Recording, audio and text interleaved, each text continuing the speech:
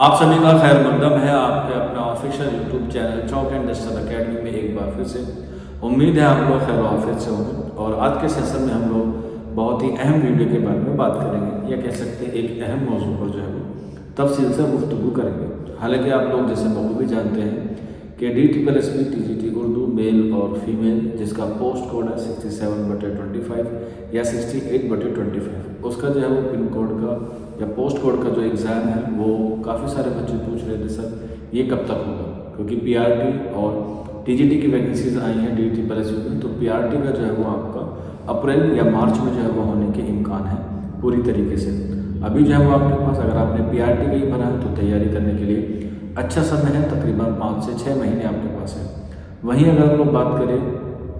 DSSB TGT Urdu की mail और female की, उसके जो इम्कान है वो आपका मई या जून के आखिर में जो है वो आपको देखने को मिलेंगे, क्योंकि जो पिछला एग्ज़ाम हुआ है उसमें थोड़ा सा टाइम लग रहा है। और अभी आपको मालूम भी होगा कि 809/24 जो TGT उर्दू का है उसमें जो है वो अभी रिवाइज रिजल्ट के बारे में जो है वो चर्चाएँ चल रही हैं। आप लोगों को भी जानते हैं कि काफ़ी सारे बच्चे भी DOE भी गए थे और DSSB भी गए थे, तो उन्होंने तकरीबन 10 से 15 दिन का वक्त मांगा है और उसके बाद जो है वो उसकी प्रक्रिया जो है वो पूरी होगी और फरवरी 2026 के मिड तक जो है वो आपकी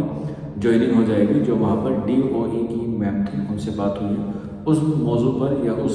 चीज़ पर हम लोग जो है वो किसी और वीडियो में गुफ्तगू कर लेंगे। लेकिन आज का जो हमारा मेन मुद्दा है वो यही है, जो हमारी 2025 में वैकेंसीज आई हैं उनकी जो है वो हमें तैयारी कैसे करनी है, कब करनी है और किन किन सब्जेक्ट को जो है वो प्रायोरिटी देनी है, यानी कि जो है वो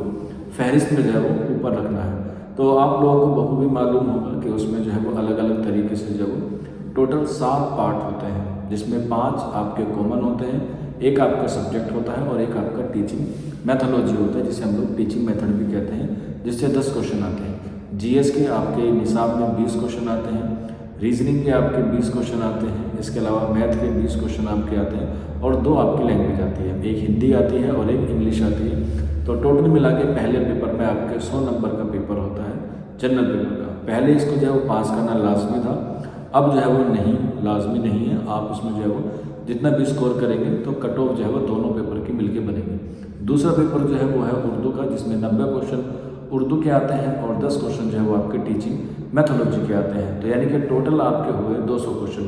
अब इन 200 क्वेश्चन में तकरीबन जो है वो आप लोगों को बहुत अच्छा जो है वो स्कोर करना होता है। और ये क्राइटेरिया भी है कि आपको 200 का जो है वो तकरीबन 80 जो है वो परसेंट जो है वो नंबर जो है वो लाना ज़रूरी होता है, यानी कि 100 नंबर में से 40% और आगे के 100 नंबर में से 40% ये जो है वो लाना पहले ज़रूरी था। लेकिन अब जो है वो क्या कर दिया गया है, पहले पेपर में जो है वो 80 क्वेश्चन जो है वो लाना जो है वो मैंडेटरी नहीं है। अब दोनों का मिला के जो है वो आपको क्या करना है, 80 क्वेश्चन जो है वो ठीक होने चाहिए। यानी कि अगर मान के चलिए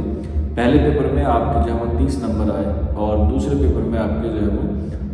50 नंबर आए, तो टोटल मिला के 80 हो जाएगा, तो आप क्वालिफाइंग हो जाएंगे।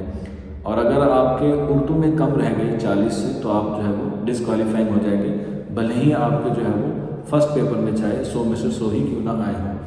फर्स्ट पेपर का क्राइटेरिया हटा है, लेकिन सेकंड पेपर का जो क्राइटेरिया है अभी जैसे का तैसे ही है, यानी कि आपको अभी भी 40 नंबर जो है वो लाने ही लाने, वो टीचिंग मैथोलॉजी और उर्दू के मिला के जो है वो टोटल बनते हैं। तो पेपर को हल्के में मत लीजिएगा, नेगेटिव मार्किंग होती है और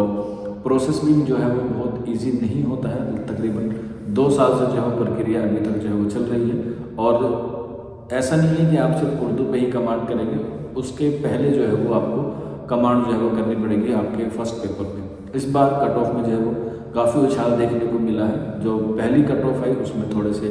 जो है वो कट ऑफ नीचे गई थी, लेकिन जब सेकंड रिज़ल्ट आया, जिसे हम लोग फाइनल रिज़ल्ट कहते हैं, जो A-Z के लिए आता है, उसमें जो है वो 10 से 12 अंकों का क्या मिला है, वृद्धि देखने को मिली, यानी कि उसमें इजाफा हुआ है। तो आप लोग भी अगर पहली लिस्ट में आ जाते हैं तो लगता है कि हमारा सिलेक्शन हो जाएगा, लेकिन DSSB का जो है थोड़ा सा अलग रूल है और उसके लिए आपको जो है वो मेहनत करनी पड़ेगी, आपको फाइनल कट ऑफ में भी जो है वो आना पड़ेगा।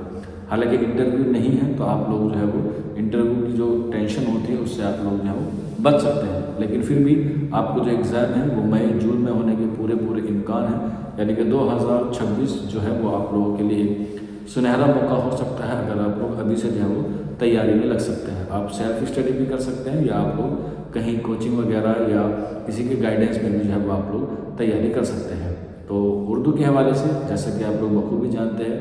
कि चौक एंड डिजिटल अकेडमी आपको प्रिपरेशन कराता है। गुज़िश्ता साल भी काफ़ी सारे बच्चों का सिलेक्शन हुआ है। अगर आप लोग भी जो है वो अपने एग्ज़ाम को पास करना चाहते हैं तो 6 महीने जो है वो बहुत सफिशेंट होते हैं। 4 महीने का कोर्स होता है और 2 महीने आप लोग जो है वो रिविज़न में कर सकते हैं। वीडियो को ज़्यादा से ज़्यादा शेयर कीजिएगा ताकि उन बच्चों तक पहुंच जाए जो बच्चे जो हैं वो अभी तक इस वीडियो से महरूम हैं या जिन बच्चों को उर्दू के बारे में नहीं मालूम है। तो आज के सेशन में ये एक बात आप लोगों को बतानी थी, ये एक्सपेक्टेड एग्ज़ाम डेट है, आप लोग इसी को मान कर जो है वो तैयारी कीजिएगा। आज के सेशन में इतना ही था, शुक्रिया।